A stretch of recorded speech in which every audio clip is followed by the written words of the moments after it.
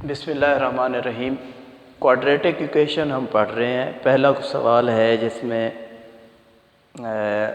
हमने एक एक्सप्रेशन से क्वाड्रेटिक इक्वेशन निकाली थी।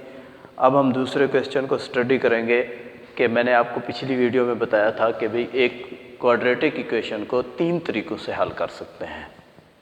नंबर 1 बाई फैक्टराइजेशन, तजज़ी के ज़रिए। Number 2 by using quadratic formula, number 3 by completing square।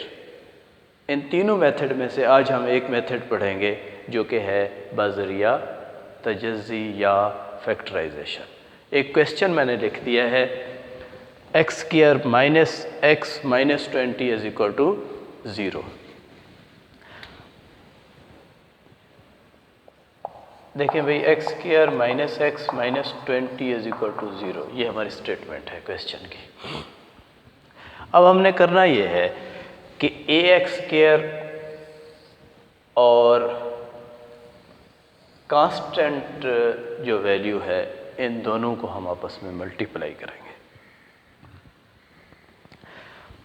x square और माइनस 20 जब आपस में मल्टीप्लाई हों तो प्लस माइनस माइनस हो गया 20x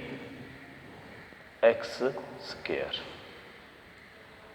इन दोनों को मल्टीप्लाई करने के बाद जो आपके पास आंसर आता है, आपने करना ये है कि इससे दो ऐसे पेयर्स बनाने हैं, दो ऐसे जोड़े बनाने हैं जिनको हम जमा या तफरीक करें तो ये दरमियान वाली चीज़ आए। ठीक हो गया। और अगर हम इन दोनों को जो दो पेयर यहाँ से हम हासिल करते हैं उन दोनों को मल्टीप्लाई करें तो यही जो आंसर आया था इन दोनों के मल्टीप्लिकेशन के बाद वही आए। ठीक है। उसका तरीक़ाकार ये है, आप माइनस को छोड़ दें, एक्स स्क्वायर को भी छोड़ दें, सिर्फ जो आपके पास 20 है इसकी फैक्टराइजेशन कर लिया करें। प्राइम फैक्टराइजेशन, मुफरद तजज़ी। देखें सबसे पहला नंबर है मुफरद ए 2, 2 एकम 2 0, 2 5 10। हमारे पास ये जोड़े बन गए हैं 2 2 और ये हमारे पास प्राइम फैक्टर आए हैं 2 2 एंड 5। अब हम करते ये हैं कि 2 5 10 होता है और दूसरा बच गया हमारे पास 2, 10 और 2।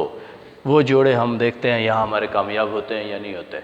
10 में से 2 जाए, बाकी क्या बचता है? 8 बचता है। नहीं, हमारे पास एक आना चाहिए और वो भी माइनस का, क्योंकि माइनस 1x है। ठीक है। तो इसका मतलब ये जोड़े कामयाब नहीं है। दूसरा काम हम ये करते हैं कि इन दोनों को आपस में मल्टीप्लाई कर लें, ये 4 बनता है, ये 5 है। 4 और 5। ठीक है। 4 और 5 जो हैं वो हमारे लिए जोड़े ठीक हैं। अब करना ये है, क्योंकि यहाँ -1x है तो माइनस का 5 ले लें और प्लस का 4 ले लें। इसके साथ भी x लगा लें, इसके साथ भी एक x लगा लें। अब ज़रा इन दोनों जो हमने पेयर्स बनाने हैं इनको मल्टीप्लाई करके देखें तो माइनस प्लस माइनस 5 4 20x और x स्क्वायर, बिल्कुल ये वही जो हमने आंसर निकाला था इन दोनों की मल्टीप्लिकेशन से, ये वही आ रहा है। ठीक हो गया। अब इसको दूसरा हम ये चेक करेंगे, माइनस के 5 में से 4x जो है वो माइनस करके देखें, या -5x प्लस 4x हल करके देखें तो माइनस का 1x आता है। यही चीज़ ये है जी इन दोनों के फैक्टराइजेशन में जोड़े बनाने का तरीका। ठीक है। अब जो हमारे पास दो जोड़े हमने निकाल लिए हैं पेयर्स, उनको इस दरमियान वाली दूसरी रकम की जगह पर आप लिखेंगे। -5x प्लस 4x माइनस 20, ये वैसे का वैसे आएगा। ये था पेयर बनाने का तरीका। और हमारा मकसद ये था कि पेयर ऐसे लिखने हैं कि जिनसे ये दोनों चीज़ें, ये दोनों कंडीशनें हमारी सेटिस्फाई हो। कि भाई उन दोनों को अगर मल्टीप्लाई किया जाए तो जो हमारे पास इन दोनों की मल्टीप्लिकेशन से आंसर आया है वो आना चाहिए, और अगर उनको हम जमा या तफरीक करें तो दरमियान वाली चीज़ आए।